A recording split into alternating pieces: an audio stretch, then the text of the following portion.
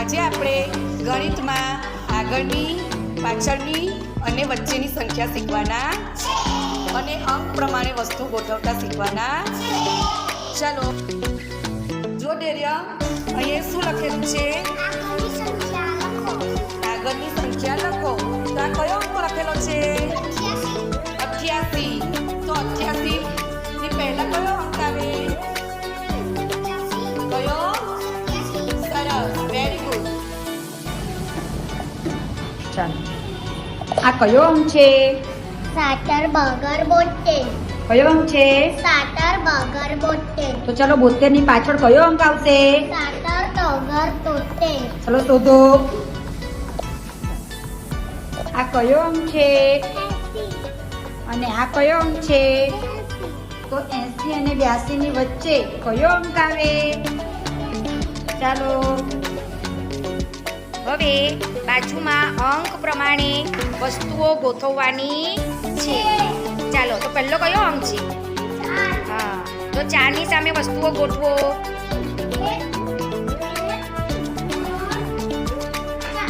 Very good. કેટલા લખેલા છે? 8. તો તમારે 8 વસ્તુ ગોઠવવાની રહેશે. ચલો ગણીને મૂકો.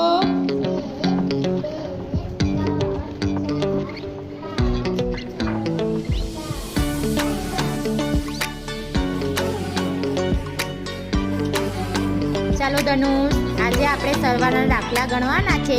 તમે નીચે આપેલી વસ્તુઓ ગણો. ચલો 3 નો અંક શોધીને મૂકો.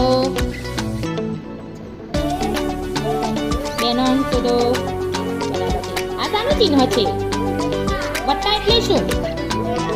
ચાલો બધી વસ્તુઓ ભેગી કરીને ગણો. ચલો 5 નો અંક શોધીને મૂકો. સરસ.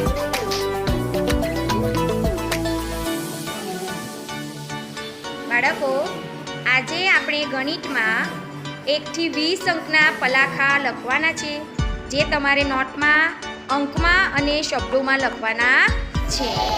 આવડે છે બધાને પલાખા? ઓકે, તો ચાલો હું બોલું છું તે તમે તમારી નોટમાં લખો. 7 15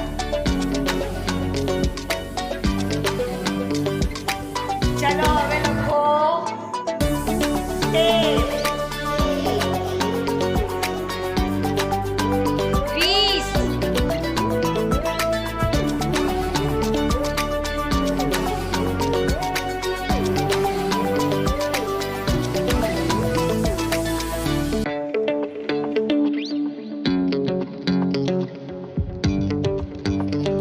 ચાલો બાળકો, બોર્ડ ઉપર ગોળ આકારમાં મણકા દોરેલા છે.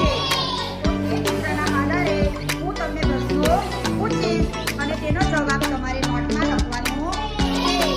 તો ચાલો, કુલ કેટલા મણકા છે? તો ચાલો તમારી નોટમાં લખો 10.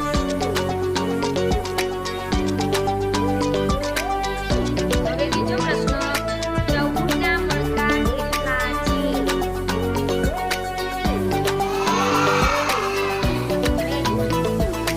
એનો ત્રીજો સવાલ.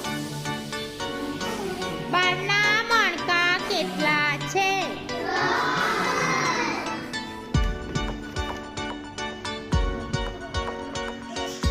હવે ચોથો પ્રશ્ન છે, કેટલા મણકા ખાલી છે? કેટલા?